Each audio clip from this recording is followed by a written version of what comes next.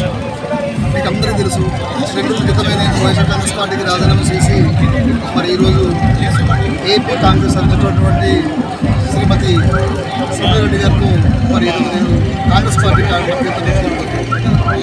దీనికి కారణాలు అనేకం ఉన్నాయి. తదుపరి నేను చెప్పదలుచుకున్నాను. కానీ వైఎస్ఆర్ కాంగ్రెస్ పార్టీకి పనిచేసినటువంటి కార్యకర్తలు, ముఖ్యంగా నా అనుచరగణం ఎవరైతే ఉన్నారో, నా ఫాలోవర్స్ ఎవరైతే ఉన్నారో, వాళ్ళకి నేను ఒక ట్రైకార్ చైర్మన్గా ఉన్నప్పటికీ వాళ్ళకి ఎటువంటి మరి నేను సేవ చేసే భాగ్యం నాకు లేనందుకు నేను మానసికంగా చాలా మరి నీలపడ్డాను.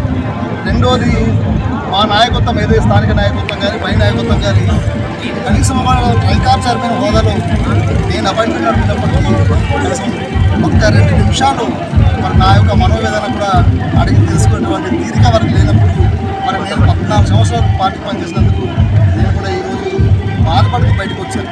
ఖచ్చితంగా ఇక్కడ కాంగ్రెస్ పార్టీ బలోపేతం చేయడం కోసం నా శక్తి వంచన లేకుండా ఇక్కడ కాంగ్రెస్ పార్టీ ఉన్నటువంటి నాయకులందరినీ కూడా సమీకరించి అందరూ సమిష్టిగా పనిచేసి ఈ 2024లో ఖచ్చితంగా పాడేరు నియోజకవర్గంలో కాంగ్రెస్ పార్టీ జెండా ఎగరవడానికి అందరూ సిద్ధంగా ఉన్నాం. ఈరోజు చాలామంది నాకు మిత్రులు అడిగారు, ఈరోజు కాంగ్రెస్ పార్టీ ఇక్కడ బలంగా లేదు కదా, మీరు కాంగ్రెస్ పార్టీకి ఎందుకు వెళ్ళారు? బలమైనటువంటిది మాటల్లో ఉండదండి, మన చేతల్లో ఉంచాలి. ఖచ్చితంగా ఇక్కడటువంటి గిరిజన సోదరులందరూ సహకారంతో ఈరోజు కాంగ్రెస్ పార్టీని గ్రామాన్ని తిరిగి ఇక్కడ ఇందాక చెప్పారు మా జిల్లా ప్రెసిడెంట్ గారు మా బావగారు కొంత సుబ్బారావు గారు, అందరూ నాయకులందరినీ కూడా సమీకరించి మా బాగా సీనియర్ నాయకులు ఇక్కడ ఉన్నారు.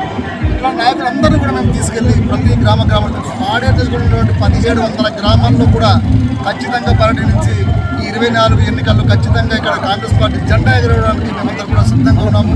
మరి దీంట్లో ఎటువంటి వ్యక్తిగత స్వార్థాలు లేవు.